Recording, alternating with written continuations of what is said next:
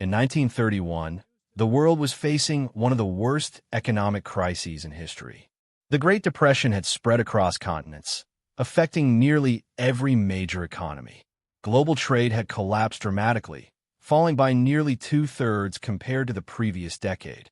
Businesses were closing, industries were slowing down, and millions of people around the world were losing their jobs.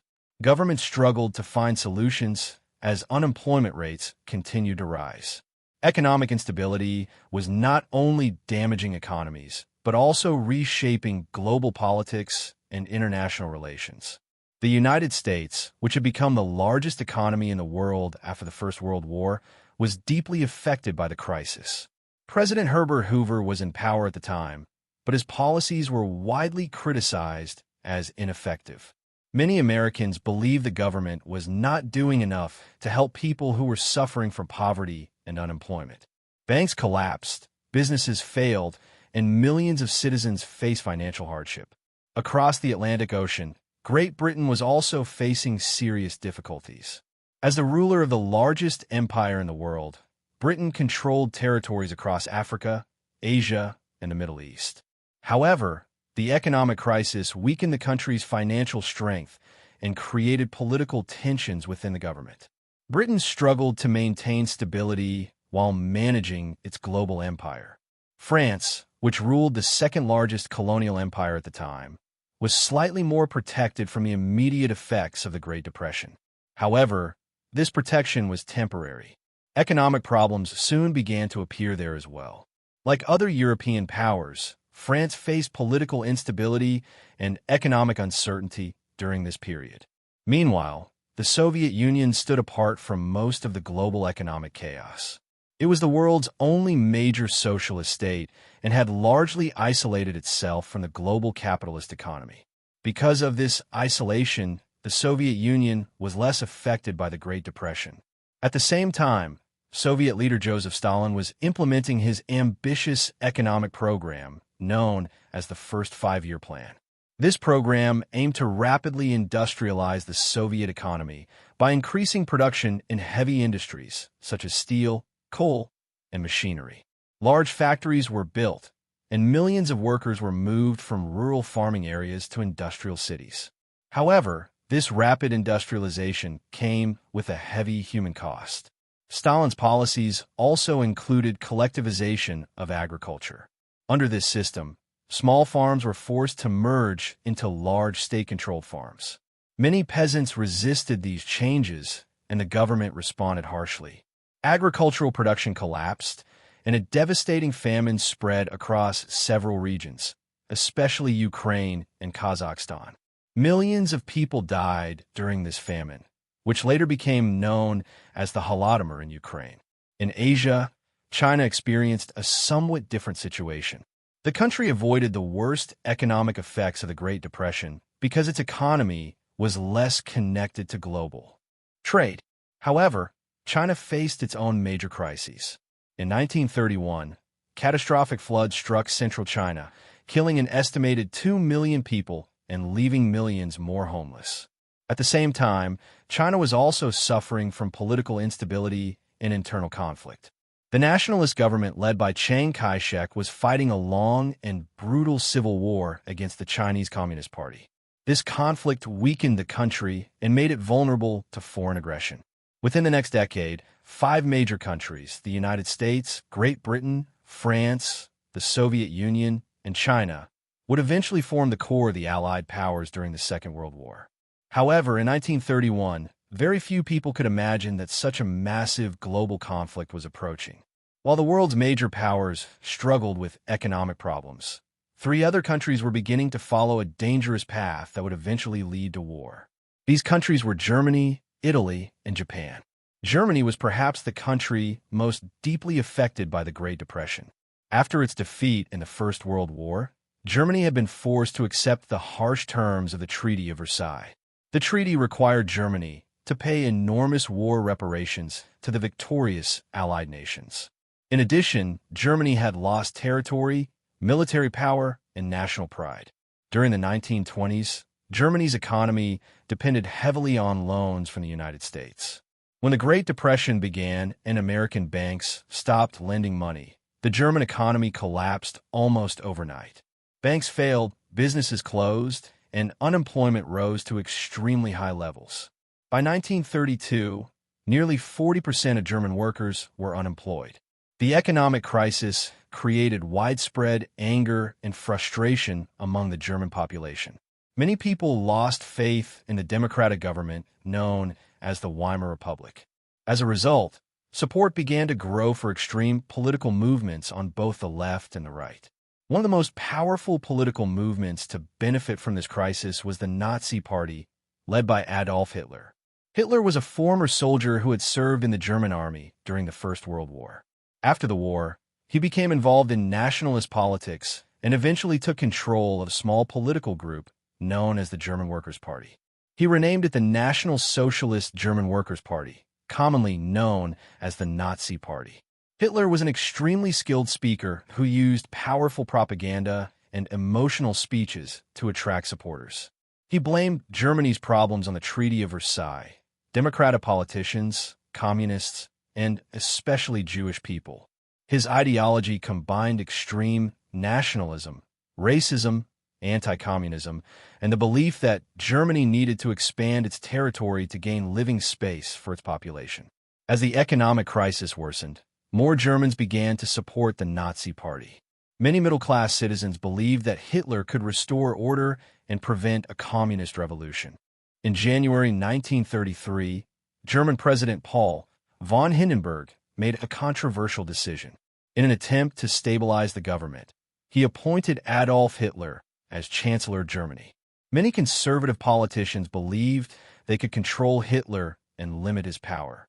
However, this assumption proved to be a serious mistake. Soon after becoming Chancellor, Hitler began transforming Germany into a dictatorship. In February 1933, a fire destroyed the Reichstag building, which housed the German parliament. The Nazis blamed the fire on communist conspirators. Using this event as an excuse, Hitler persuaded the government to suspend many civil rights. Communist leaders were arrested, newspapers were shut down, and political opponents were silenced. During the following elections, Nazi paramilitary groups, such as the SA and SS, used intimidation and violence against their opponents. In March 1933, the German parliament passed the Enabling Act.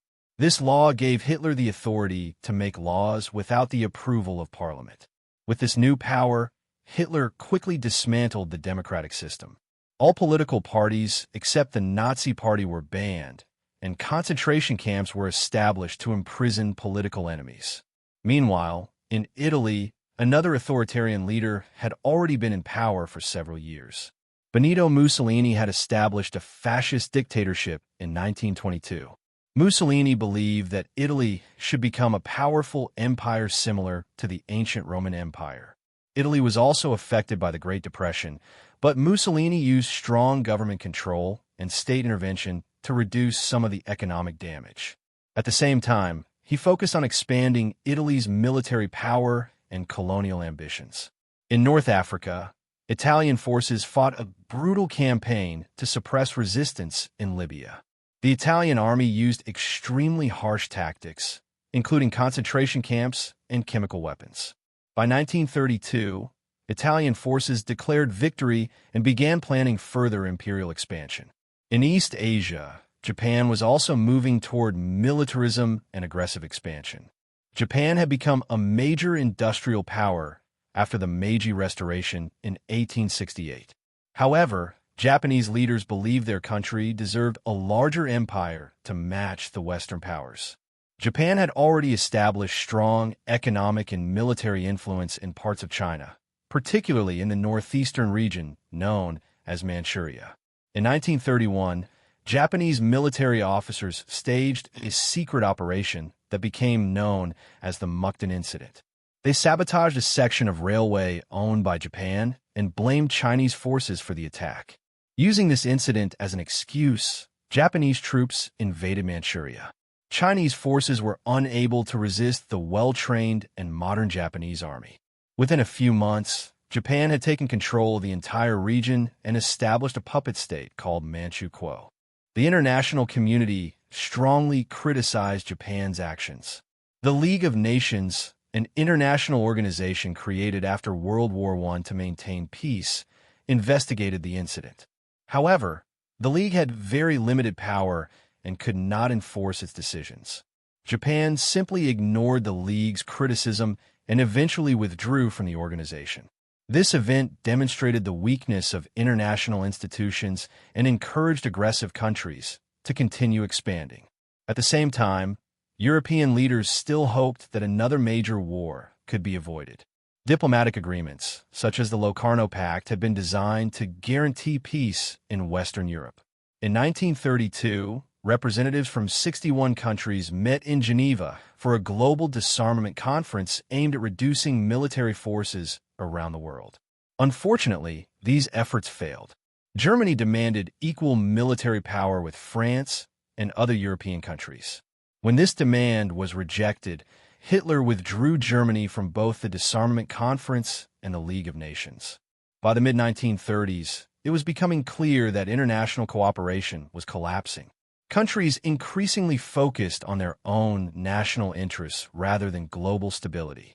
In 1934, Hitler strengthened his control over Germany by eliminating internal rivals during an event known as the Night of the Long Knives. Leaders of the SA, the Nazi Party's paramilitary organization, were arrested and executed. This purge secured the loyalty of the German army. Later that year, President Hindenburg died. Hitler quickly merged the offices of president and chancellor and declared himself the Führer of Germany. From that moment onward, Germany was fully under his dictatorship. Military officers and government officials were required to swear a personal oath of loyalty to Hitler himself. Germany began secretly rebuilding its armed forces, violating the restrictions imposed by the Treaty of Versailles. Meanwhile, other countries remained hesitant to confront Germany directly. Many people in Britain and France were deeply traumatized by the horrors of World War I and strongly supported pacifism. Economic difficulties also limited military spending. In the United States, the election of President Franklin D. Roosevelt in 1932 brought new economic policies known as the New Deal. Roosevelt focused primarily on solving domestic economic problems rather than international conflicts. Because of this global hesitation and lack of cooperation, aggressive regimes in Germany, Italy, and Japan were able to expand their power with little resistance. By the end of the early 1930s, the world was slowly moving toward another major conflict. Economic crisis, political extremism, nationalism, and imperial ambitions were combining to create a dangerous international environment. Within a few years, these tensions would explode into the largest and most destructive war in human history, World War II.